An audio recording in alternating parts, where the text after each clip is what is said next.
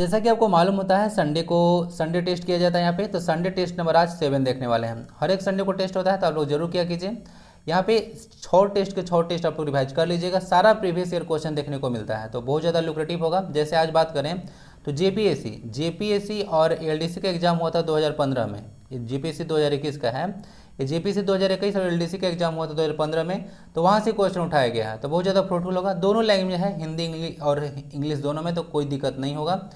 तो चलिए शुरू करते हैं। बाकी फर्स्ट टाइम आते हैं तो जरूर जुड़े, एक थम्स अप जरूर दें। बाकी टेलीग्राम पर आप लोग जुड़ जाइएगा, पीडीएफ और क्विज वहीं पे मिल जाता है। और थोड़ा सा ध्यान से देखेंगे नहीं तो बहुत सारा चीज़ आपसे निकल जाने वाला है। ओके, ध्यान से देखिएगा क्वेश्चन को, हर एक स्लाइड में भर भर के इन्फॉर्मेशन मिलेगा, तो मजा आ जाएगा। विच of the flowing festival reveals the economic condition of पहाड़ी खड़िया। एक पहाड़ी खड़िया ट्राइब देखने को मिलेगा खड़िया जनजाति में। तो उसको बोला जा रहा है कि कौन सा एक ऐसा फेस्टिवल आता है जिसमें उन लोग का इकोनॉमिक कंडीशन यानी कि आर्थिक स्थिति के बारे में पता चलता है। फागो, जेठ, नावा, खिया, माघे या फिर कर्मा। तो ये सारे फेस्टिवल आप लोग को देखने को मिलेगा झारखंड में।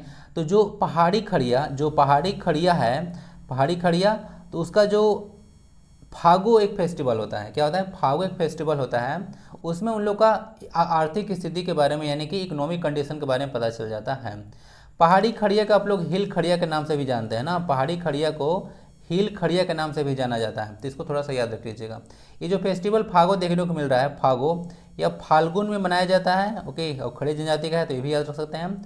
और कहीं कहीं देखिएगा तो जो यह फागो है उसको कहीं कहीं जानकोर भी कहा जाता है ना, जानकोर, तो ये भी फेस्टिवल है। जानकोर बोले या फिर फागो बोले, सेम चीज़ है। फाल्गुन महीना मनाया जाता है, और ये फाल्गुन जो मंथ होता है वह हिंदी महीना का अंतिम महीना होता है ना, चैत वैशाख जेठ आषाढ़ से होता है, तो उसमें अंतिम महीना आता है।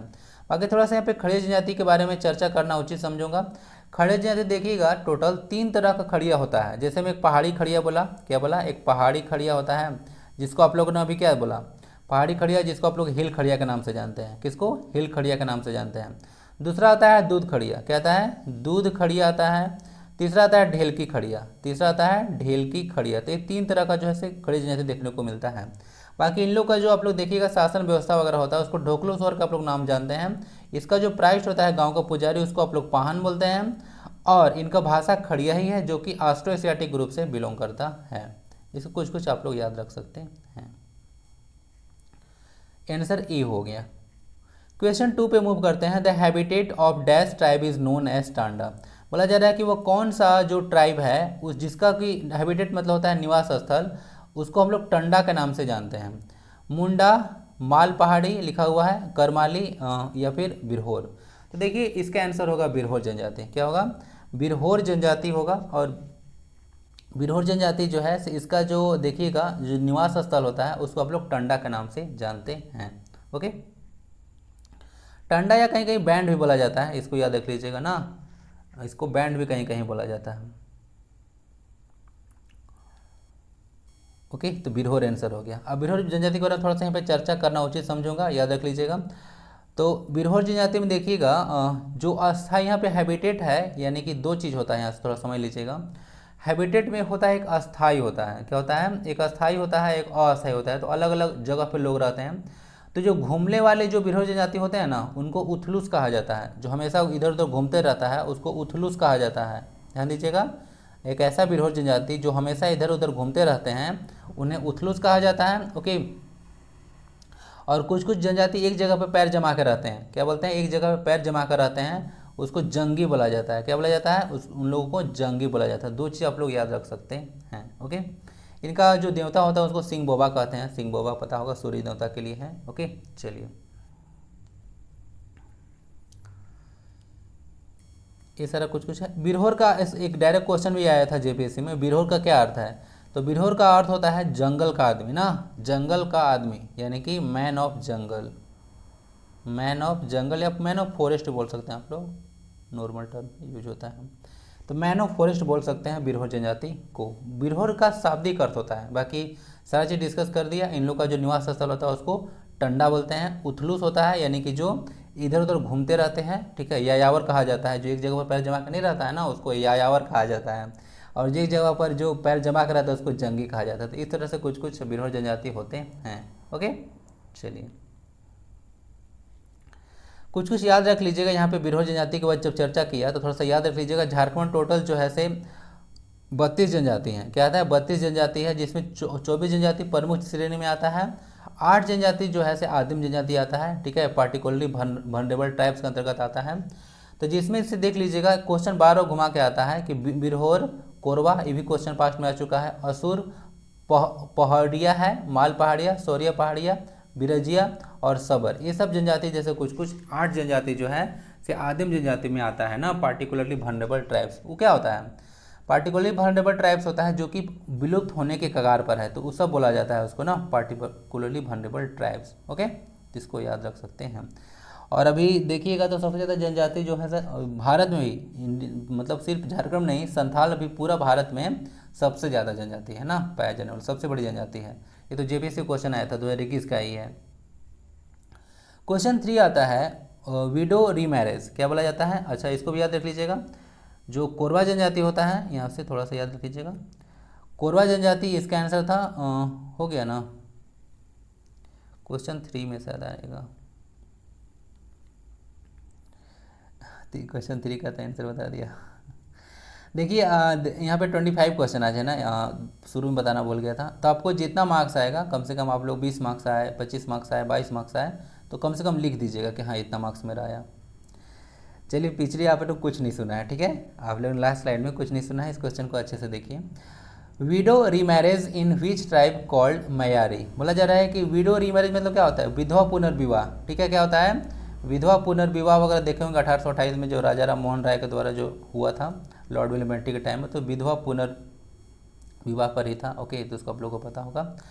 तो उस तरह से बोला जा रहा है कि जो विडो रीमैरेज है किस ट्राइब में है, उसको मयारी कहा जाता है। क्या बोला जाता है? मयारी कहा जाता है। उरांव, कोरवा, हो या फिर असुर।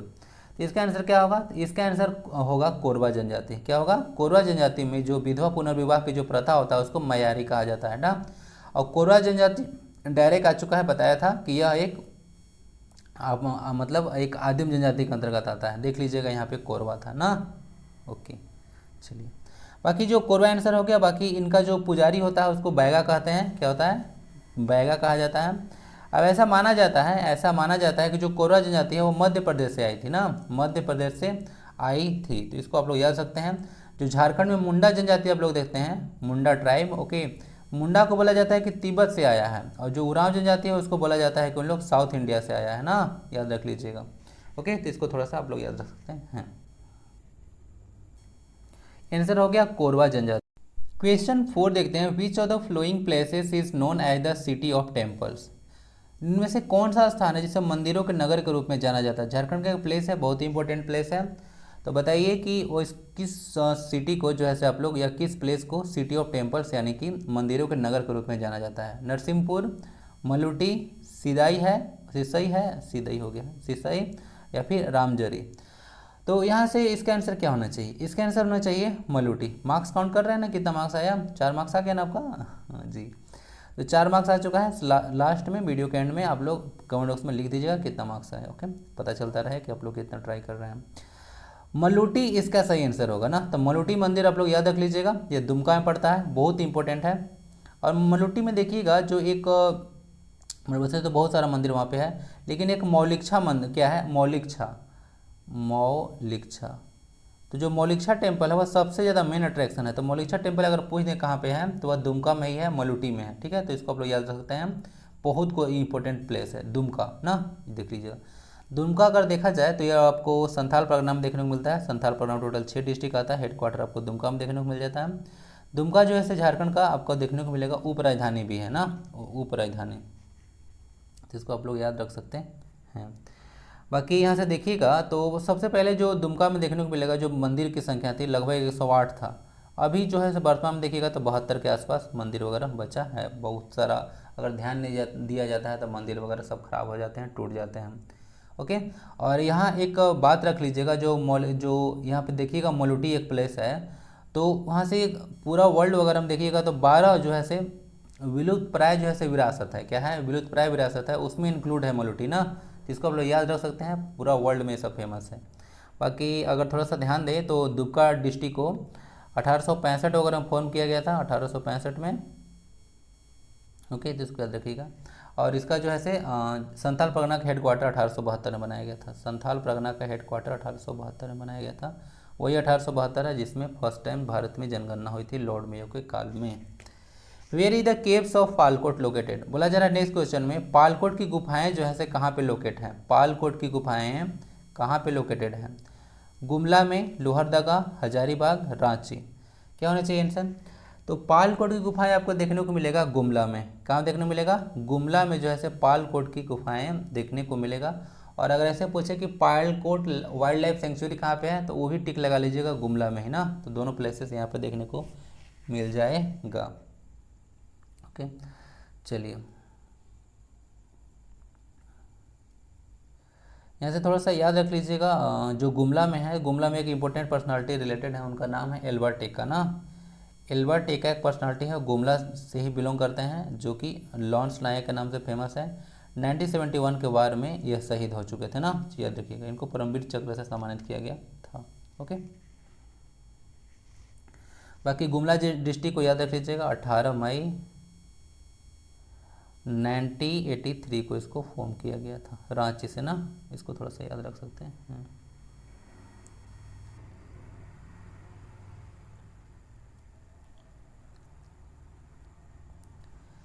नेक्स्ट क्वेश्चन आता है question 6, iron melting is the traditional occupation of which tribe. Occupation मतलब होता है पेशा ना, ये देखिए पेशा।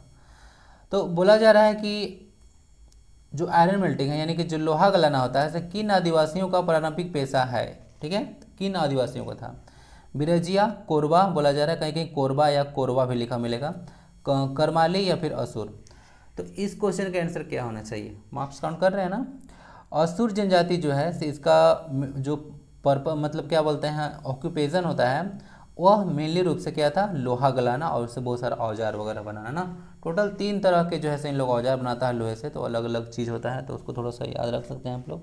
हेमेटाइट, मैग्नेटाइट वगैरह से लोहा से अलग अलग चीज़ बनाया जाता है। तो 3 तरह के जो है लोहे गलाता है इन लोग, असुर जनजाति वगैरह ना, तो इसको याद रखते हैं। एक देख लीजिएगा, पार्टिकुलरली वल्नरेबल ट्राइब्स में भी असुर जनजाति आता है। ओके, महाभारत वगैरह में सुने होंगे नाम इसका, ठीक है, असुर वगैरह का, तो वही जनजाति वगैरह झारखंड से है ना। और ये जो है से असुर जो है से ऑस्ट्रो-एशियाटिक ग्रुप से बिलोंग करता है ना लैंग्वेज। क्वेश्चन 7 देखते हैं, tax on sale of inherited property is. तो बोला जा रहा है कि जो टैक्स लगता है, आप लोग देखे होंगे कि जो वंशागत संपत्ति होता है, कहने का मतलब है कि आपके पिताश्री हैं, क्या होता है आपके पिताश्री हैं, तो उनसे जो आपका जो लैंड वगैरह मिलेगा, तो आप उसको बेचते हैं, तो उसकी बिक्री पर जो टैक्स तो देना पड़ेगा। तो उस टैक्स जो है कौन सा कर कहा जाता है? भूमि कर, संपत्ति कर, आयकर या फिर पूंजी लाभ कर। तो देखिए उसको कहा जाता है कैपिटल गेन टैक्स। क्या बोला जाता है? Capital gain tax. अपना पूंजी जो अपने माता पिता से मिला उस पर आप लाभ अर्जित कर रहे हैं, तो उस पर पूंजी लाभ कर लगाया जाता है, यानी कि कैपिटल गेन टैक्स लगाया जाता है। थोड़ा सा यहाँ पे चर्चा कर देते हैं कि कौन कौन सा टैक्स जो है से स्टेट गवर्नमेंट लगाती है और कौन कौन सा टैक्स जो है से सेंट्रल गवर्नमेंट के द्वारा लगाया जाता है। जैसे अगर सेंट्रल गवर्नमेंट की बात करें तो income tax, excise duty, service tax और कस्टम ड्यूटी वगैरह, ये सारा जो है सेंट्रल गवर्नमेंट लगाती है। अब सेल टैक्स और वैट है, वैल्यू एडेड टैक्स, याद रख लीजिएगा। एंटरटेनमेंट टैक्स होता है, टोल टैक्स होता है, okay. Professional tax, stamp duty वगैरह इंपॉर्टेंट है। लग्जरी टैक्स वगैरह, ऑक्यूपेशनल ड्यूटी है, कैपिटल गेन टैक्स जो आप देख रहे हैं स्टेट गवर्नमेंट लगाती है। तो ये सारा आप लोग देखने को मिल रहा है स्टेट गवर्नमेंट के अंतर्गत आता है। अब बाकी सारा तो अब तो जीएसटी आके सबको निकल चुका है, ओके। बहुत सारा जीएसटी पता है ना, बताया था ना, GST goods and services tax. Bharat में 101वां संविधान संशोधन एक्ट है, 122वां संविधान संशोधन बिल है ना, तो इसको याद रख सकते हैं। तो ये भी है से आपको इस सबको सबसे करके प्रॉपर्टी टैक्स लोकल गवर्नमेंट के द्वारा लगाया जाता है, स्थानीय निकाय वगैरह के द्वारा, ओके। तो समझ चुके होंगे। तो ये हो गया आपका 122 वगैरह देख लीजिएगा, ये सारा चीज़ बता दिए थोड़ा सा कौन कौन गवर्नमेंट कौन कौन सा टैक्स लगाती है, ओके। चलिए, इंटरटेनमेंट टैक्स इंपॉर्टेंट है ना, स्टेट गवर्नमेंट लगाती है, पूछा जाता है। स्टाम्प ड्यूटी पूछा जाता है, कैपिटल गेन टैक्स तो हो ही गया आपका, थोड़ा सा याद रख लीजिएगा। आंसर हो गया कैपिटल गेन टैक्स, पूंजी लाभ कर ना। तो पूंजी लाभ कर जो है वंशागत संपत्ति यानी कि जो इनहेरिटेड प्रॉपर्टी होता है उस पर लगता है। ये सर आपने देख लिया। क्वेश्चन 8 आता है, which of the following dance in its present form has influence of Mughal tradition. कहा जा रहा है कि इनमें से कौन सा शास्त्रीय नृत्य है, क्लासिकल डांस है, जो अपने वर्तमान स्वरूप में मुगल परंपरा से प्रभावित है। कहने का मतलब इस डांस को आप देखिएगा तो इसका जो जो मुगल काल में जो डांस होता था उसका छवि या झलक देखने को मिल सकता है इस डांस में। तो वह डांस कौन सा है? कथक, मोहिनीअट्टम, भरतनाट्यम या फिर कथकली। यहाँ थोड़ा सा स्पेलिंग मिस्टेक हो गया है। तो देखते हैं इसका आंसर क्या होना चाहिए। इसका आंसर होगा आपका कथक। क्या होगा? कथक इसका करेक्ट आंसर होगा। तो कथक में आप लोग मुगल ट्रेडिशन में जो डांस होता था उसका झलक आप लोग देख सकते हैं। बिरजू महाराज याद है ना, कथक के आप लोग डांसर हैं, तो बिरजू महाराज याद रख लीजिएगा, कथक के हैं। थोड़ा सा चर्चा कर देते हैं जितने भी क्लासिकल डांस है। अगर थोड़ा सा बात कीजिएगा संगीत नाटक अकेडमी के बारे में इंडिया में, तो संगीत नाटक जो अकेडमी है भारत में 8 डांस को क्लासिकल डांस का दर्जा दे चुकी है। फर्स्ट आता है आपको भरतनाट्यम। भरतनाट्यम कहाँ पे आता है? भरतनाट्यम आपको तमिलनाडु में देखने को मिलता है। भरतनाट्यम आपको तमिलनाडु में देखने को मिलता है। उसके बाद आता है कथक। कथक आपको जनरली नॉर्थ इंडिया में देखने को मिलता है। अगर उत्तर प्रदेश भी अगर दे दें तो उसको भी टिक लगा सकते हैं। कथकली केरला में देखने को मिलता है। कथकली केरला में।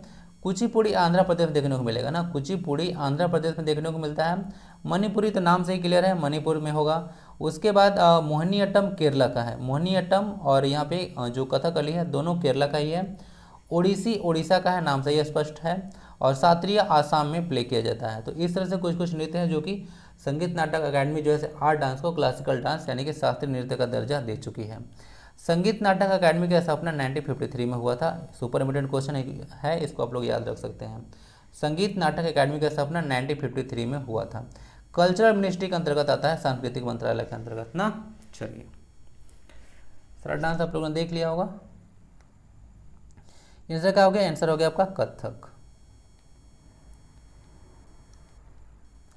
बाकी मुगल पीरियड के बाद था, थोड़ा सा देख लीजिएगा। बाबर, आपको पता होगा बाबर और इब्राहिम लोदी के बीच में पानीपत की पहली लड़ाई हुई थी 1526 ईस्वी में। तो जहाँ से आप लोगों को मुगल डायनेस्टी यहाँ पे पिक्चर में आया था इंडिया में। ओके, बाकी थोड़ा सा हुमायूं, अकबर, जहांगीर आए थे, शाहजहाँ, औरंगजेब वगैरह आए थे। सबसे लेटेस्ट जो लास्ट जो बादशाह था वो बहादुर शाह जफर द्वितीय था ना। चलिए, इसको याद रख सकते हैं आप लोग। मतलब बहादुर शाह नाम था द्वितीय या फिर बहादुर शाह जफर वगैरह आप लोग बोलते हैं। ओके, तो याद रख सकते हैं। यहाँ पे कभी भी चर्चा करता हूँ मुगल डायनेस्टी के बारे में तो 2 चीज़ को याद रखिए, एक जहांगीर के बारे में, एक औरंगजेब के बारे में। इन लोग के द्वारा 2 कुकर्म किया गया था। जो जहांगीर देखने को मिलता है वह सिख के 5वें गुरु अर्जन देव को फांसी पर लटका दिया था। और जो औरंगजेब है गुरु तेग बहादुर जो कि 9वें गुरु थे सिख के, उनको जो है फांसी पर लटका दिया था ना। ठीक है। तो 2 चीज़ को आप लोग याद रख सकते हैं। ओके, यहाँ से बाकी जहांगीर को जहांगीर जहाँपनाह वगैरह बोला जाता है। इसको देखिएगा तो सलीम, जो सलीम देखा था नाम, सलीम, शाहजादा सलीम, वही जहांगीर के नाम से फेमस हुए थे। न्याय की जंजीर वगैरह लगाए थे। और टोबैको वगैरह देखिएगा, तंबाकू पर प्रतिबंध भी लगाए थे। ओके, चलिए। औरंगजेब की मृत्यु पूछते हैं कभी कभी ना कि औरंगजेब की मृत्यु कब हुई थी, 1707 में पूछते हैं, तो इसको याद रख सकते हैं। क्वेश्चन 9 पे मूव करते हैं। क्वेश्चन 9 आता है, which of the flowing combination of nuclear power plant and state is wrong. बोला जा रहा है कि इनमें से कौन सा जो परमाणु बिजली घर और जो राज्य है उसके साथ सही से मेल नहीं है, यानी कि गलत है। यानी कि कहने का मतलब कुछ कुछ आप लोगों को परमाणु संयंत्र देखने को मिलेगा, power plant, nuclear power plant, और कौन कौन से स्टेट में सिचुएट है, तो वो कौन सा जो प्लेस है वह गलत है, ये कहने का तात्पर्य है। क्लियर। देखते हैं। कल्पकम बोला जा रहा है कि उत्तर प्रदेश में है, काकरापार गुजरात में, कुंडकुलम तमिलनाडु में बोला जा रहा है, या कैगा है कर्नाटक में बोला जा रहा है। तो कहाँ पे गड़बड़ी है? तो इसको देखने को मिलेगा आपको जो ऑप्शन नंबर ए है कल्पकम, यह गलत है। उत्तर प्रदेश में नहीं है यह कल्पकम। कल्पकम आपको तमिलनाडु में ही देखने को मिलता है ना। कल्पकम आपको तमिलनाडु में ही देखने को मिलता है, इसको आप लोग याद रख सकते हैं। ओके, चलिए। जब भी न्यूक्लियर पावर प्लांट के बारे में बात आता है तो आप लोग को ये चीज़ याद होना चाहिए कि हम लोग जो है न्यूक्लियर पावर प्लांट में किसका यूज करते हैं, हम लोग न्यूक्लियर फ्यूल का यूज करते हैं। और न्यूक्लियर फ्यूल वगैरह कभी भी करते हैं तो वहाँ पे न्यूक्लियर फिजन रिएक्शन आता है। क्या आता है? न्यूक्लियर फिजन रिएक्शन का यूज किया जाता है, यानी कि नाभिकीय विखंडन का यूज करते हैं। और सन वगैरह देखिएगा या फिर हाइड्रोजन बम वगैरह देखिएगा तो सारे जो होते हैं न्यूक्लियर जो है फ्यूजन पे बेस्ड होता है ना, न्यूक्लियर फ्यूजन पे। इसको थोड़ा सा आप लोग याद रख सकते हैं। ओके, चलिए। कल्पकम इसका आंसर क्या होगा क्यों? क्योंकि कल्पकम तमिलनाडु में है, उत्तर प्रदेश में नहीं है। नरौरा यूपी में है ना, इसको आप लोग याद रख सकते हैं, Narora. Among the following states which has the highest forest density in India. एक क्वेश्चन इंपॉर्टेंट है, थोड़ा सा देख लीजिएगा। बोला जा रहा है कि कौन सा स्टेट है जिसमें फॉरेस्ट का डेंसिटी सबसे ज़्यादा है, फॉरेस्ट का डेंसिटी सबसे ज़्यादा है, बताइए। मिजोरम, आसाम, गुजरात या फिर नागालैंड। तो देखिए यहाँ से अगर थोड़ा सा बात करें हम लोग ओके, मैंने यहाँ पे डेंसिटी कहने का मतलब है जियोग्राफिकल एरिया के आधार पर पूछा है आपसे। तो जियोग्राफिकल एरिया के आधार पर सबसे ज़्यादा वन कहाँ पे है, तो अगर देखा जाए तो इसका आंसर होगा मिजोरम। क्या होगा? मिजोरम। थोड़ा सा याद रख लीजिएगा, अगर जियोग्राफिकल एरिया के बारे में बात करें तो सबसे ज़्यादा तो हो गया मिजोरम में। कहाँ हो गया? मिजोरम में हो गया। सेकेंड स्थान पे आपका आता है अरुणाचल प्रदेश आता है, अरुणाचल प्रदेश। उसके बाद आता है आपका मेघालय, जहाँ पे सबसे ज़्यादा वन है भौगोलिक क्षेत्रफल पे। उसके बाद आएगा Manipur, okay Manipur.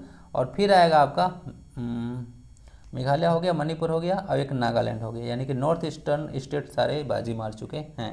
Okay, geographical area में अगर बात करें कि वन सबसे ज़्यादा कहाँ है, फिर से बता रहा हूँ, मिजोरम, आंध्र प्रदेश, यहाँ पे आपका मेघालय देखने को मिलता है। उसके बाद मणिपुर और उसके बाद नागालैंड। तो ये हो गया। अगर थोड़ा सा बात करें हम लोग टोटल एरिया पे, अगर बात करें परसेंटेज वाइज एरिया पे बात करें कि टोटल एरिया पर जो है ऐसे सबसे ज़्यादा वन कहाँ पे है, यानी कि सबसे ज़्यादा एरिया वाइज वन कहाँ पे है, तो सबसे ज़्यादा देखने को मिलेगा मध्य प्रदेश में। कहाँ पे?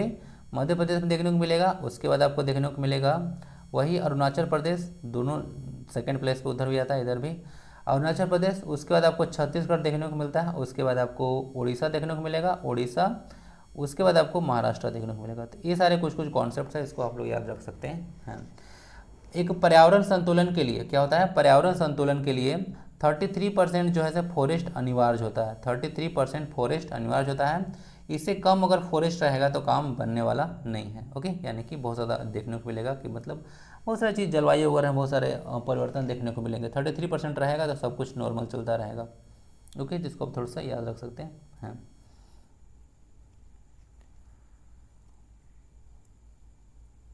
ओके ना, चलिए थोड़ा सा झारखंड के बारे में बात कर देते हैं। झारखंड में अगर देखिएगा तो टोटल फॉरेस्ट अगर देखा जाए तो यहाँ से आप लोग को देखने को मिल जाएगा 29 पॉइंट लगभग देखिएगा 7 के आसपास है, यानी कि 61 होता है। 71 नए डेटा वगैरह के अनुसार देखने को मिलेगा आपको 74% वगैरह। इतना जियोग्राफिकल एरिया पर झारखंड में वन है। ओके, इसको थोड़ा सा याद रख सकते हैं। ओके,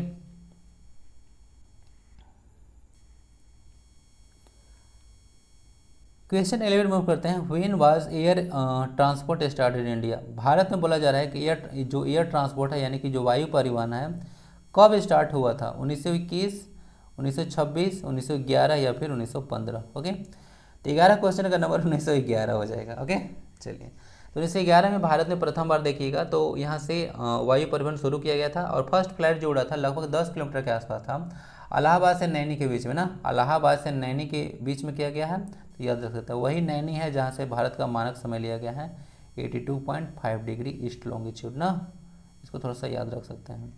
तो 1911 हुआ डेट था। बाकी 1912 में एक इंपॉर्टेंट काम हुआ था, जो आप लोग डोमेस्टिक फ़्लाइट वगैरह का नाम सुने हैं। तो फर्स्ट डोमेस्टिक फ़्लाइट अब चला था आपको दिल्ली से लेकर कराची तक ना, दिल्ली से कराची तक चला था। तो इसको थोड़ा सा याद रख सकते हैं। फर्स्ट डोमेस्टिक फ़्लाइट 1912 में चला था। बाकी एयर इंडिया का नाम वगैरह देखिएगा तो पहले टाटा एयरलाइंस था, तो एयर इंडिया उसको नाम बदलकर 1946 में किया गया था ना, याद रख सकते हैं इसको, आज़ादी से 1 साल पहले। आंसर 1911 हो गया। क्वेश्चन 12 मूव करते हैं। The collection of the writings of the Shaivite saints is considered as fifth Vedas. What is the name of the above collection. कहा जा रहा है कि जैसे कि शैव लोगों हैं, शैव मतलब जो शिव के जो पुजारी वगैरह होते हैं, शिव भगवान के जो उपासक होते हैं, उनको शैव संत बोला जाता है। तो शैव संत को लेखन के संग्रह को पांचवा वेद भी बोला जाता है, यानी कि 4 वेद तो आप लोग पढ़े होंगे, तो पांचवा वेद बोला जाता है शैव संतों के लेखन को। तो उसके संग्रह को आखिर कहते क्या हैं, देख लीजिएगा यहाँ पे शिल्पदिकरण, मणि मेखलय या फिर तिरुमुरई या फिर तोलकाप्पियम। तो क्या बोला जाता है? तोलकाप्पियम है। आंसर होगा आपका तिरुमुरई। तिरुमुरई इसका सही आंसर होगा। जो पांचवा वेद माना जाता है वह तिरुमुरई को माना जाता है। थोड़ा सा इसके बारे में अगर चर्चा करें तिरुमुरई के बारे में, तो लगभग बोला जाता है 63 संत मिलकर इसको जो है से रचना वगैरह किए थे, और बाद में इसका कलेक्शन को तिरुमुरई कहा जाता है। ओके, चलिए, बाकी वेद वगैरह तो पता होगा आपको, 4 वेद हैं और वेदांग टोटल 6 हैं ना, वेद वेदांग। ऐसे थोड़ा सा चर्चा कर देते हैं। तोलकाप्पियम देख लीजिएगा, एक संस्कृत का ग्रामर है ना, संस्कृत का ग्रामर है। तोलकापियर के द्वारा ही इसको रचना किया गया है, तो ज़्यादा टफ नहीं लगेगा। ओके, तोलकाप्पियम ग्रामर है, संस्कृत तमिल ग्रामर है, संस्कृत बोल दिया क्या, सॉरी, तमिल का ग्रामर है, ये याद रखिएगा। तोलकापियर भी इसकी रचना किए हैं। आंसर आपका तिरुमुरई हो गया। थोड़ा सा देख लीजिएगा, वेदाचार होता है, ऋग्वेद होता है, ओके, सबसे पुराना वेद है, यजुर्वेद वगैरह, सामवेद, अर्थवेद होता है, उसमें वेदांग वगैरह होता है। वेदांग क्या होता है, देखिए किस वेद जो होता है ना थोड़ा सा पढ़ना मुश्किल होता है, तो जो सबसे पहले ना वेद को पढ़ने से पहले आपको वेदांग पढ़ना चाहिए, ठीक है, क्या होगा, वेदांग पढ़ना चाहिए, वेदांग पढ़ लीजिएगा तब वेद आपको अच्छे से समझ में आएगा, ओके। उपवेद 4 भी है, और जब देखिएगा उपंग भी जो है से आपको 4 देखने को मिलता है। मीमांसा वगैरह देखिएगा, जैमिनी ऋषि, नया दर्शन वगैरह देखते होंगे, ऋषि गौतम है, पुराण वेद व्यास होता है, और उसके बाद धर्मशास्त्र और देखने को मिलता है मनु, और यहाँ से देखने को मिल जाता है ना। चलिए देख लीजिएगा सब, ओके। तो यही 4 वेद के बारे में चर्चा था। तो 5वां वेद आपको तिरुमुरई को बोला जाता है, इसको थोड़ा सा याद रख लीजिएगा, ओके। ये क्वेश्चन अच्छा था। Vijayanagar empire was establish between the rivers, बोला जा रहा है कि जो विजयनगर एम्पायर आप लोग देखते हैं किन 2 नदियों के बीच में इसकी जो है से नींव रखा गया था, Krishna and Narmada, Narmada and Tungabhadra, Narmada and Tapti, या फिर कृष्णा और तुंगभद्रा। तो देखने को मिलेगा जो इसका आंसर होगा वह होगा आपको कृष्णा और तुंगभद्रा। तो कृष्णा और तुंगभद्रा रिवर के बीच में जो है से विजयनगर एम्पायर की स्थापना किया गया था। यह स्थापना किसके द्वारा किया गया था, देखने को मिलेगा 1336 में एक कारनामा हुआ, हरिहर एंड बुक्का के द्वारा, हरिहर एंड बुक्का के द्वारा विजयनगर साम्राज्य की स्थापना किया गया था। और इसका सबसे महान सबसे प्रतापी राजा हुए थे वह थे आपको कृष्णदेव राय। कृष्णदेव राय जो थे वह तुलुवा डायनेस्टी से बिलोंग करते थे, ठीक है, तो इसको आप लोग याद रख सकते हैं, ओके, इसको आप लोग याद रख लीजिएगा,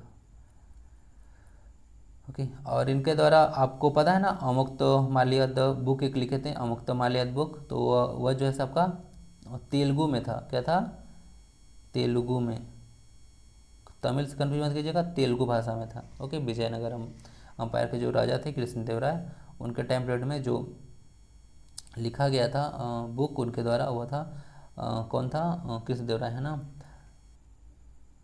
अचानक से अभी बोला था ना, माइंड से उतर गया,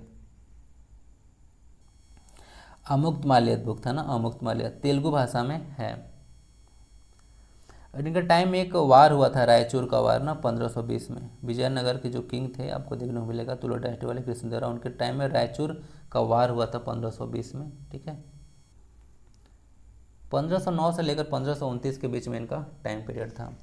क्वेश्चन नेक्स्ट आता है, अ हिस्टोरिकल वर्क बोला जा रहा है, हिस्टोरिकल वर्क जो है से गोड़वाहो, क्या है, Gaudavaho like Kalhana Rajatarangini was written by, बोला जा रहा है कि कल्हन की राजतरंगिणी की तरह एक देखिएगा आप लोग, इतिहास की एक पुस्तक है गोड़वाहो, तो उसके राइटर कौन है, वाकपति हैं, बानभट्ट हैं, बिल्हन है, या फिर जो है से संध्याकार नंदिन है, क्या आंसर होना चाहिए, तो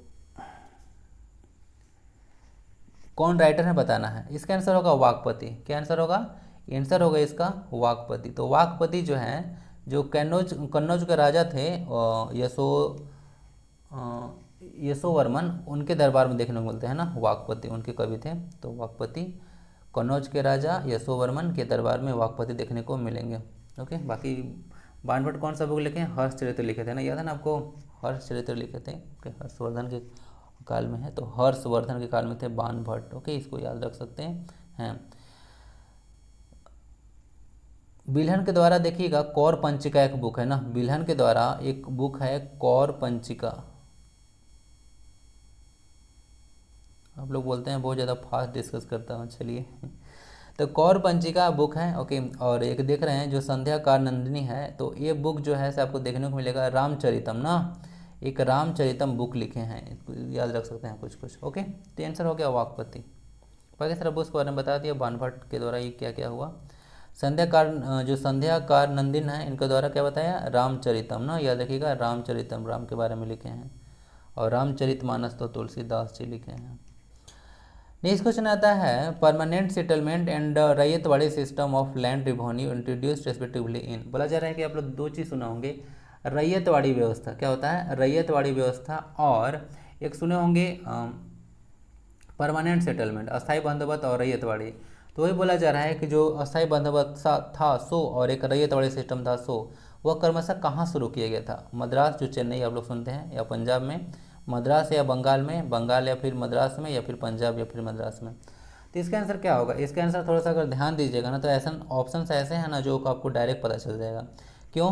क्योंकि जिसको पता होगा कि जो अस्थायी बंदोबस्त यानी कि परमानेंट सेटलमेंट हुआ था 1793 में, डेट तो याद होगा, लॉर्ड कॉर्नवालिस के द्वारा शुरू किया गया था, जो कि आपको हिस्ट्री में पढ़े होंगे झारखंड का अस्थायी बंदोबस्त के बारे में। तो कहाँ हुआ था? बंगाल में हुआ था। तो बंगाल में हुआ था तो बाकी एक ही ऑप्शन में फर्स्ट ऑफ ऑल रेस्पेक्टिवली बोला, इसका मतलब पहले तो यही आएगा। तो बंगाल अगर टिक लगाया जाए तो मद्रास दूसरा आंसर आ जाएगा। यहाँ से एक क्वेश्चन मैं पूछना चाहूँगा कि जो आप लोग देखिए कि बंगाल में जो अस्थायी बंदोबस्त हुआ था और लॉर्ड कॉर्नवालिस द्वारा किया गया था। एक क्वेश्चन का आंसर बताइए, जो रैयतवाड़ी सिस्टम था, एक इसको मैं टेस्ट में डाल चुका हूँ, जो रैयतवाड़ी सिस्टम था वह किसके द्वारा शुरू किया गया था और कब शुरू किया गया था, इसको आप लोग थोड़ा सा बता सकते हैं। रैयतवाड़ी सिस्टम जो है से किसके द्वारा शुरू किया गया था?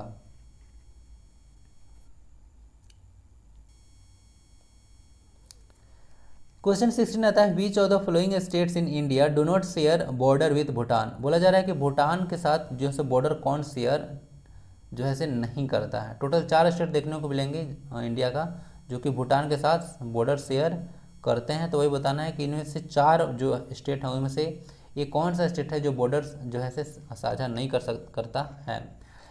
सिक्किम, बिहार, अरुणाचल प्रदेश या फिर आसाम। क्या आंसर होना चाहिए? ये आंसर होना चाहिए बिहार ना। टोटल 4 स्टेट जो है से यहाँ से देखने को मिलता है जो भूटान के साथ जो है से सीमा साझा करते हैं। यहाँ पे भूटान देखने को मिल रहा होगा। फर्स्ट स्टेट देखने को मिलेगा इंडिया का सिक्किम, उसके बाद यहाँ से देखने को मिलेगा वेस्ट बंगाल, यहाँ तक जाता है। उसके बाद एक देखने को मिल रहा होगा यहाँ पे अरुणाचल प्रदेश और एक यहाँ से आसाम। तो टोटल 4 स्टेट्स हो गए ना। कोई दिक्कत है क्या? देख लीजिए यहाँ से सिक्किम हो गया, ओके, अरुणाचल प्रदेश हो गया, यहाँ से एक यहाँ से हो गया आसाम हो गया, अब एक वेस्ट बंगाल इस साइड से हो गया ना। तो 4 स्टेट टोटल हैं जो भूटान की सीमा को छूते हैं। बाकी नेपाल को 5 स्टेट टोटल टच करते हैं, इसको भी थोड़ा सा याद रखिएगा, क्वेश्चन आते हैं कभी कभी।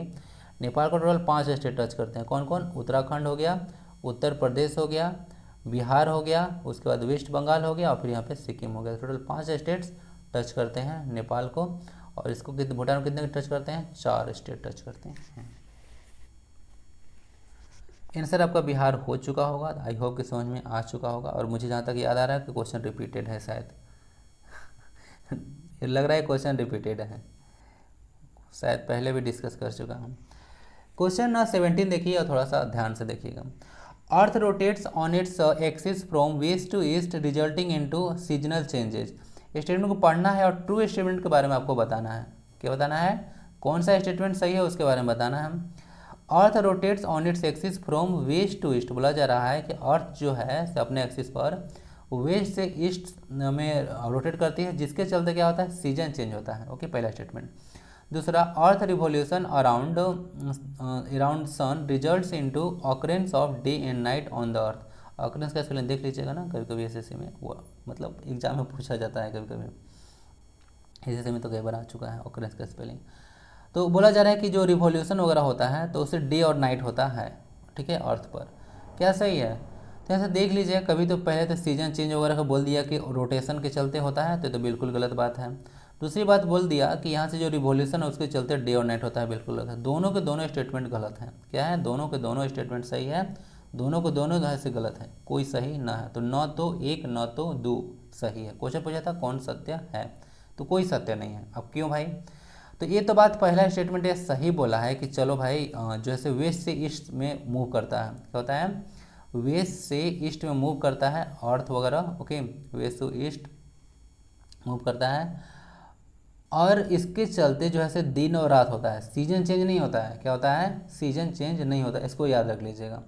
बाकी अर्थ का रिवोल्यूशन के चलते जो होता है से आपको देखने को मिलेगा, रिवोल्यूशन के चलते सीजन चेंज होता है, दिन और रात नहीं होता है ना, इसको याद रख लीजिएगा। और इसमें जो दिन और रात जो आप लोग देखने को मिलता है सीजन चेंज वगैरह, तो सीजन और जो चेंज होता है, क्या बोला? सीजन चेंज, उसमें जो इसका जो 35.33 डिग्री जो झुका हुआ है ना अर्थ, वो भी काम करता है इसमें। यानी कि अर्थ का जो टिल्टमेंट है, यानी कि जो टिल्ट है अर्थ 23.5 डिग्री में, पता है ना आपका, एक्सिस से 23.5 डिग्री झुका हुआ है, तो वो आपको सीजन में काम करता है, सीजन चेंज में, ठीक है। जिसको थोड़ा सा याद रख सकते हैं। आंसर नाइदर 1 नॉट 2 हो गया, ना तो 1 ना ही 2। ओके, देख लीजिएगा थोड़ा सा ध्यान से। यही टोटल 8 प्लैनेट्स देखने को मिलते हैं आपको, और इसमें आपको मुखिया जी यहाँ पे हैं। ओके, क्या है? मुखिया जी यहाँ पे हैं सन, ओके, जो कि पृथ्वी से लगभग कितना दूर है? पृथ्वी से लगभग कितना है 150 मिलियन किलोमीटर देखने को मिलेगा ना, 15 करोड़ किलोमीटर दूर होगा। क्या होगा? 15 करोड़ किलोमीटर होता है, तो 15 करोड़ में 1 करोड़, पता है ना, 10 मिलियन में 1 करोड़ हो जाता है। ओके, 10 मिलियन में 1 करोड़, तो 15 करोड़ किलोमीटर में देख लीजिएगा आप लोग, 15 दहाँ 150 हो जाएगा, तो 150 मिलियन करोड़ किलोमीटर दूर है। कभी कभी डायरेक्ट क्वेश्चन पूछता है। सबसे निकट आपको बुध देखने को मिलेगा। पृथ्वी जो है से ऐसे देखिएगा तो यहाँ से ऑर्डर वाइज तीसरा स्थान पर है, और ओवरऑल देखिएगा तो पांचवा बड़ा ग्रह है ना, पांचवा बड़ा ग्रह है। इस सब के बाद आप लोग देख सकते हैं पांचवा बड़ा ग्रह देखने को मिलता है ऐसे साइज वाइज देखिएगा। और यहाँ से देखा बोला जाता है कि जो अर्थ है यहाँ पे, सॉरी पृथ्वी है, अर्थ जो है से देखने को मिलेगा सन से जो है से 109 गुना छोटा है, यानी कभी कभी समझ लीजिएगा कि सूर्य पृथ्वी से 109 गुना बड़ा है। ओके, बाकी कुछ कुछ चीज़ मैं फिर से बता देना चाहता हूँ क्योंकि क्वेश्चन आते रहते हैं। मार्स के लिए आप लोगों को पता होगा नासा का रोवर था ना, क्या था, नासा का रोवर मिशन था। जुपिटर के लिए आप लोग को देखने को मिलता है जूनो मिशन था। क्या था? जूनो था जुपिटर के लिए। सैटर्न के लिए कसीनी मिशन था। क्या था? कसीनी मिशन था, आप लोग याद रख सकते हैं।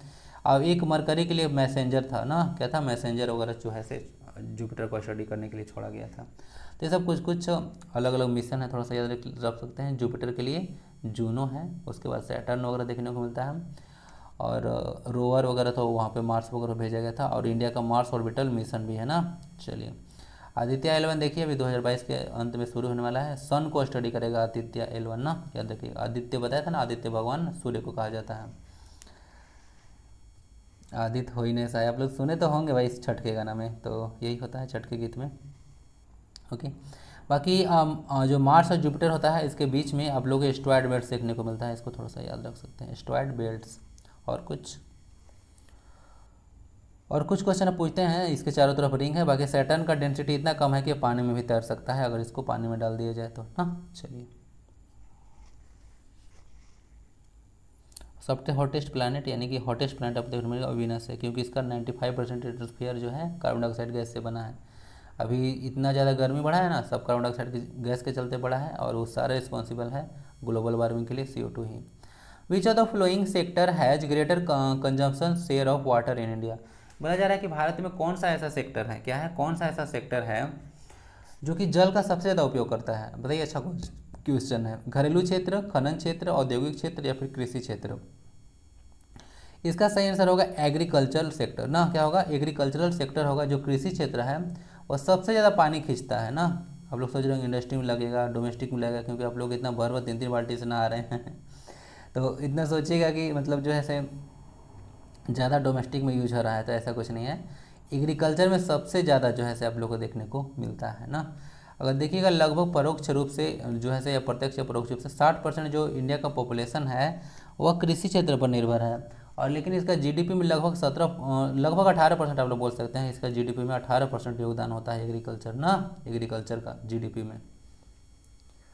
बाकी थोड़ा सा याद रखिएगा, इंडिया में टोटल 8 कोर सेक्टर्स के अंतर्गत आते हैं ना। क्या आता है? 8 कोर सेक्टर्स आते हैं, कोर इंडस्ट्री आते हैं। कोर मतलब ये बहुत ही इंपॉर्टेंट चीज़ है, कहने का मतलब है। सबसे ज़्यादा देख लीजिएगा आप लोग, जो रिफाइनरी होता है और नेचुरल गैस वगैरह, तो वो सारा जो है टॉप नंबर पे आता है। ओके, आप लोगों को पता होगा क्रूड ऑयल वगैरह हम लोग बाहर से मंगाते हैं, और उसके बाद बहुत सारा उसका रिफाइनिंग वगैरह करते हैं, और बाद में उसका प्रोडक्ट आता है, उसका डोमेस्टिक यूज भी करते हैं और बाहर में एक्सपोर्ट भी करते हैं, तो उससे हम लोग को अच्छा रेवेन्यू जनरेट होता है। तो रिफाइनरी और ऑयल जो प्रोडक्ट्स वगैरह होता है, या फिर बोल सकते हैं पेट्रोलियम प्रोडक्ट्स वगैरह, तो वो सारे जो है से यहाँ पे 28% सबसे ज़्यादा है। उसके बाद आप लोग को इलेक्ट्रिसिटी सेकंड नंबर पे आता है ना। तो दो चीज़ सबसे याद रख लीजिएगा, सबसे लेटेस्ट आपको सबसे लास्ट में फर्टिलाइजर आएगा। 2.63% ही हमारा जीडीपी में योगदान देता है ना, goods and gross domestic product में, जिसको क्या होता है, किसी एक साल के अंतर्गत जितना भी गुड्स और सर्विसेज होता है, क्या होता है, गुड्स एंड सर्विसेज होता है घर के अंदर, यानी कि कंट्री के अंदर, वही जीडीपी होता है। और अगर बाहर से रिवेन्यू ऐड कर दिया जाए तो वह एनएनपी बन जाता है, यानी कि नेट नेशनल प्रोडक्ट बन जाता है। तो थोड़ा सा इसमें डिफरेंस पता होना चाहिए, ठीक है।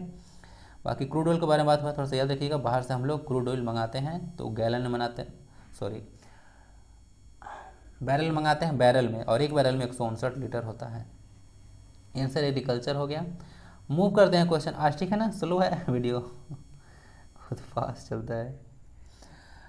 नेक्स्ट क्वेश्चन है, यह आपका एलडीसी में क्वेश्चन आया था ना, LDC 2015 का क्वेश्चन है, देख लीजिए। और ये एसएससी में क्वेश्चन आया है, इसलिए देखिएगा टेस्ट वगैरह मैं लगाता हूँ तो एसएससी का वगैरह क्वेश्चन डालता हूँ। देखिए थोड़ा सा आप लोग जब बहुत सारा एग्जाम वगैरह का एनालिसिस कर लीजिएगा तो एक चीज़ समझ में आ जाएगा कि ये क्वेश्चन देखिए अलग अलग नहीं होता है। हर एक चीज़ का जो है सिलेबस थोड़ा सा, मतलब सबका सिलेबस लगभग होता है, थोड़ा बहुत आगे पीछे करके आपसे पूछते हैं, ठीक है, थोड़ा सा लेवल हाई या लो करके पूछेंगे, ओके। लेकिन सबका सिलेबस लगभग देखिएगा, हर एग्जाम का सिलेबस एक होता है, लगभग मैं बात कर रहा हूँ, सबका नहीं। यूपीएससी का दुनिया अलग है, उसको छोड़ दीजिएगा, ठीक है। तो name the plant that is use to treat blood pressure and is found only in India. बोला जा रहा है कि उस प्लांट का आपको नाम बताना है जो कि ब्लड प्रेशर को कम करने के लिए या उसको ट्रीटमेंट में यूज होता है, ओके, और यह सिर्फ और सिर्फ इंडिया में पाया जाता है। कौन होगा? जामुन, कचनार, बबूल, ओके, या फिर सर्पगंधा। मुझे तो कचनार पता भी नहीं क्या होता है, इसको देखना पड़ेगा। बाकी जामुन क्या होता है पता है, बबूल क्या होता है पता है, एक आसे इसको बोलते हैं, सर्पगंधा वगैरह पता है।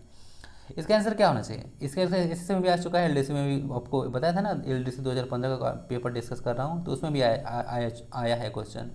इसका आंसर होगा सर्पगंधा। सर्पगंधा जो प्लांट होता है और इसका फ्लावर किस तरह का होता है, आइए दिखा देते हैं। सर्पगंधा इस तरह से कुछ देखने को मिलता है आपको, सर्पगंधा ना, तो यही आपको सर्पगंधा होगा। इसको बोला जाता है, देखिए एक प्लांट का स्टडी को आप लोग बोटनी में पढ़ते हैं, क्या बोलते हैं, जो प्लांट वगैरह होता है उसको आप लोग बोटनी में पढ़ते हैं। और इसका बोटेनिकल नेम देख लीजिएगा, राउवोल्फिया सरपेंटिना है ना, राउवोल्फिया सरपेंटिना है। अगर बोटेनिकल नेम पूछ दें आपसे तो, नहीं तो नॉलेज के लिए पता रख लीजिएगा। तो ये सर्पगंधा है, सिर्फ और सिर्फ इंडिया में पाया जाता है और इसको ब्लड प्रेशर के लिए कम करते हैं। जो नॉर्मल ब्लड प्रेशर होता है वो कितना होता है भाई, तो 120/80 होता है ना, इसको थोड़ा सा याद रख लीजिएगा। सिस्टोलिक प्रेशर और डायस्टोलिक प्रेशर यही होता है, ओके। चलिए, अब ब्लड प्रेशर किससे नापा जाता है? स्फिग्नोमैनोमीटर एक यंत्र होता है। क्वेश्चन नंबर नेक्स्ट देखते हैं, which of the following enzymes take part in protein digestion inside the stomach. बोला जा रहा है कि वो कौन सा एंजाइम होता है जो कि प्रोटीन को पचाने में मदद करता है? लाइपेज, सेल्यूलोज, लाइसोसोम या फिर पेप्सिन। तो इसमें कुछ तो एंजाइम है ही नहीं, तो देख लीजिएगा यहाँ से आंसर क्या हो जाएगा आपको, आंसर हो जाएगा पेप्सिन। क्या होगा? पेप्सिन जो है आपको प्रोटीन को पचाने में मदद करता है ना, तो पेप्सिन प्रोटीन को क्या बनाता है, एमिनो एसिड्स वगैरह में, पेप्टाइड्स वगैरह और एमिनो एसिड्स में कन्वर्ट कर देता है। थोड़ा सा आप लोग याद रख सकते हैं, किसमें? वो सोल्यूबल पेप्टाइड्स वगैरह जो कि और ज़्यादा पच जाता है, तो पेप्टाइड्स और एमिनो एसिड्स में इसको कन्वर्ट कर देता है प्रोटीन को। थोड़ा सा याद रखिए, कौन? पेप्सिन, या जो आपको देखने को मिल रहा है enzyme. So enzyme biological catalyst होता है ना, याद रखिएगा। बाकी लाइपेज जो होता है ना, आपको लाइपेज जो होता है फैट के डाइजेशन में आपको हेल्प करता है, यानी कि वसा के पाचन में आपको मदद करता है लाइपेज। थोड़ा सा याद रख लीजिएगा, थोड़ा सा ध्यान दीजिएगा ना। जैसे कि अगर थोड़ा सा बात कीजिएगा, जो कार्बोहाइड्रेट है, क्या होता है, कार्बोहाइड्रेट वगैरह का पाचन होता है तो आपको ग्लूकोज देता है। क्या देता है? ग्लूकोज देता है। जो फैट वगैरह जब पचता है तो दो चीज़ बनता है, एक बनता है आपको फैटी एसिड्स। क्या बनता है? एक फैटी एसिड्स बनता है और दूसरा ग्लिसरॉल बन जाता है। क्या बनता है? ग्लाइसरॉल बन जाता है। तो इसको थोड़ा सा याद रखिएगा, ग्लिसरॉल बन जाता है। और अभी प्रोटीन बताया, वो छोटे छोटे पेप्टाइड्स वगैरह में कन्वर्ट हो जाता है और एमिनो एसिड्स में कन्वर्ट हो जाता है पेप्टाइड्स वगैरह, ठीक है, याद रखिएगा। और जो एनिमल होते हैं, ओके, उसमें जो एक्स्ट्रा फूड होता है वो ग्लाइकोजेन के रूप में जो है से ग्लाइकोजेन के रूप में स्टोर होते हैं, ठीक है, ग्लाइकोजेन के रूप में स्टोर होते हैं, मतलब जो एनिमल होता है उनके बॉडी में, ओके। और प्लांट वगैरह में देखिएगा जो एक्स्ट्रा फूड होता है वह आपको क्या होता है, प्लांट है ना, ग्लाइकोजन, अभी स्टार्च के रूप में उन लोगों में स्टोर होता है ना, एक्स्ट्रा फूड होता है। आंसर हो गया पेप्सिन। लाइपेज थोड़ा सा याद रख लीजिएगा, पूछते हैं। और हमारा लार से जो है टाइलिन एंजाइम निकलता है, यही तरह था। पेप्सिन होता है, स्टोमक है से इसको सीक्रेट करता है। ट्रिप्सिन वगैरह पेनक्रियास से होता है। और जो एक है यहाँ पे चाइमोट्रिप्सिन वगैरह हार्मोन है, वह भी पेनक्रियाज के द्वारा ही सीक्रेट किया जाता है। नेक्स्ट क्वेश्चन आता है, एक साइंस से क्वेश्चन है, न्यूमेरिकल है ना। What would be the amount of electric charge flow across a circuit when 0.75 ampere current is drawn by filament of an electric bulb for 5 minutes. बोला जा रहा है कि 5 मिनट के लिए देखिएगा तो कोई इलेक्ट्रिक बल्ब है, सर्किट से आप लोग क्या लेता है, 0.75 एम्पियर लेता है करंट। तो उसका बोला जा रहा है कि कितना चार्ज खींच लिया, इसको बताना है। तो इसका कैसे सॉल्व करेंगे? तो इसका फॉर्मूला क्या होता है, आप लोग पढ़े होंगे जो करंट होता है I is equal to rate of flow of charge होता है, यानी कि d q by d t. तो d q by d t लिखूँ, सिंपली आप लोग इसको क्यू बाई टी समझिए। क्या समझिए? क्यू बाई टी समझिए। तो यहाँ से अगर क्यू निकाला जाए तो आई इंटू टी हो जाएगा, यानी कि करंट इंटू टाइम। करंट यहाँ पे क्या है? करंट है आपका 0.75 है। क्या है? 0.75 है। और टाइम है आपका यहाँ पे 5 मिनट। तो 5 मिनट को आप लोग इसको सेकंड में कन्वर्ट कर लेंगे ना, क्योंकि टाइम का यूनिट सेकंड होता है। यहाँ से एक जीरो उड़ाइए और नीचे 2 लाइए। 5 से देख लीजिएगा, यहाँ से आपका 20 हो जाएगा और 20 दिया 60 होगा। 75 को 3 से गुना कीजिए, 75 ना 150 और 150 और 75 कितना हो जाएगा? 50 222, 225 वगैरह के 225 आएगा, 22 बोल रहा हूँ। 225 जो यहाँ पे कूलम आ जाएगा। ओके, तो इसको देख लीजिएगा। ऐसा न्यूमेरिकल सॉल्व होता है, Q is equal to I T formula हो जाएगा। और ऐसे देख लीजिएगा ना, यहाँ चार्ज होता है उसका SI यूनिट कूलम होता है। कूलम साइंटिस्ट का नाम है ना। चलिए कितना आ गया? 225 कूलम। सोल्व कर लीजिएगा, यही होता है I is equal to q upon two d q upon d t भी होता है rate of flow of charge. ये क्वेश्चन ऐसे देख लीजिएगा, थोड़ा सा करंट के बारे में है। करंट एक स्केलर क्वांटिटी है। करंट क्या है? एक स्केलर क्वांटिटी है। और हाँ, और करंट का ऐसा यूनिट एम्पियर होता है। क्या होता है? एम्पियर होता है। और एक इसको नापने का यंत्र होता है एमीटर, उसको भी यही से डिनोट करते हैं। इसको हमेशा हम लोग सर्किट में हमेशा सीरीज में यानी कि श्रेणी क्रम में जोड़ते हैं एमीटर को। और वोल्ट मीटर को किस में जोड़ते हैं? हमेशा समानांतर क्रम में यानी कि पैरेलल में जोड़ते हैं। नेक्स्ट क्वेश्चन आता है, वर्मी फॉर्म अपेंडिक्स इज और एन। तो बोला जा रहा है कि जो वर्मी फॉर अपेंडिक्स है किसका एग्जाम्पल है? होमोलोगस ऑर्गन का, समजात अंग का, या फिर वेस्टाइजल ऑर्गन का, ऑसेसी अंग का, या फिर एनालोगस ऑर्गन का, समरूप अंग का, या फिर एनालिटिक ऑर्गन का, या फिर विश्लेषी अंग का। तो देखिए कुछ कुछ हमारे बॉडी में कुछ कुछ ऐसा अंग होता है, या तो उसका फंक्शन अब समाप्त मतलब वो फंक्शनल नहीं है, या वो टोटली जो है से क्या हो चुका, खत्म हो चुका है। तो जो वर्मी फॉर्म अपेंडिक्स वगैरह होता है वह एक वेस्टाइजियल ऑर्गन का एग्जाम्पल है, ऑसेसी अंग का एग्जाम्पल है। जैसे कि जो बंदर का पूंछ वगैरह होता था, तो हम लोग तो बंदर से ही निकले हुए हैं, मतलब बंदर का ही हमारा पूर्वज जो बंदर ही हैं, तो उन्हीं से विकसित हुए हैं। तो हम लोग का पूंछ है क्या? तो पूंछ तो नहीं है। तो पूंछ नहीं है तो वह उसमें जो था से वह बोला जाता है कि वेस्टाइजियल एक ऑर्गन होता है। ठीक है, विकसित नहीं है अभी। ठीक है, विकसित हम लोग का पूंछ वगैरह नहीं है, अब खत्म हो चुका है। तो ऐसा वेस्टाइजियल ऑर्गन के अंतर्गत आता है। वैसे सोचिए कि आपका पूंछ होता तो आप क्या क्या करते हैं। आंसर आपका बी हो गया। देख लीजिए कुछ कुछ होमोलोगस ऑर्गन होता है और कुछ कुछ एनालोगस ऑर्गन वगैरह होता है, इसको थोड़ा सा देख लीजिएगा।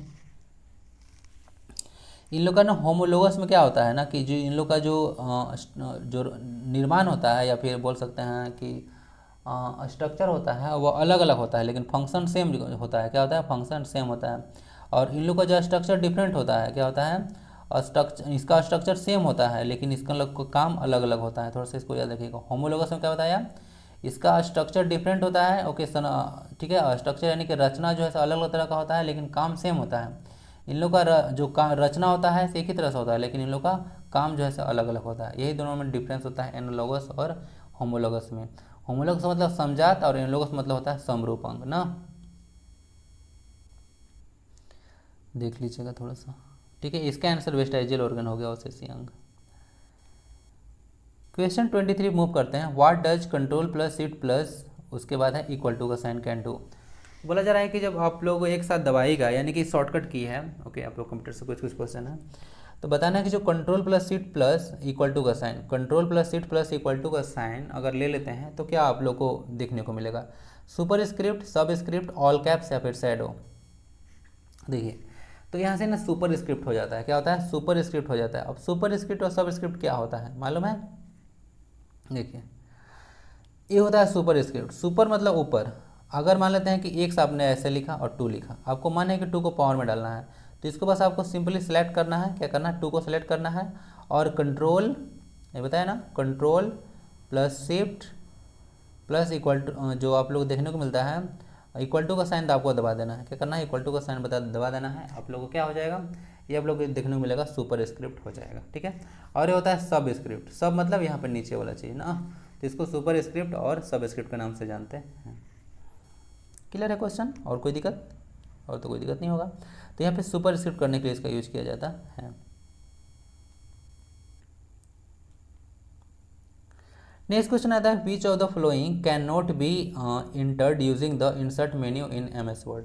तो बहुत सारा मेन्यू आप लोग देखने को मिलता है कि जब एम एस वर्ड खोलिएगा तो उसमें से बोला जा रहा है कि कौन सा एक ऐसा चीज़ है, ठीक है, कौन सा ऐसा चीज़ है जो इंसर्ट मेन्यू का उपयोग करके आप लोग नहीं जोड़ सकते हैं। टेबल, लाइन स्पेसिंग, शैडोज या फिर हेडर। हर एक चीज़ को ऐड किया जा सकता है except line spacing. Line spacing को आप लोग ऐड नहीं कर सकते हैं। लाइन स्पेसिंग आपको होम टैब में देखने को मिलेगा, इंसर्ट टैब में नहीं ना। देख लीजिए थोड़ा सा डायग्राम है या नहीं है भाई, डायग्राम में रहेगा कैसे पता चलेगा। यही आपको देखने को मिलता है, स्पेस जो है से आप लोग को देखने को मिलेगा, स्पेसिंग वगैरह देखने को मिलता है, तो आपको होम टैब में देखने को मिलता है, इंसर्ट टैब में नहीं ना। इंसर्ट टैब में बहुत सारा चीज़ आप लोग को देखने को मिलता है, अलग अलग आर्ट वगैरह, पिक्चर वगैरह आप लोग ऐड कर सकते हैं। ओके, ये सब बहुत सारा चीज़ होता है। क्लियर है ना। तो ये आपको होम टैब में देखने को मिलता है, आपको इंसर्ट मेन्यू टैब में नहीं देखने को मिलता है ना। चलिए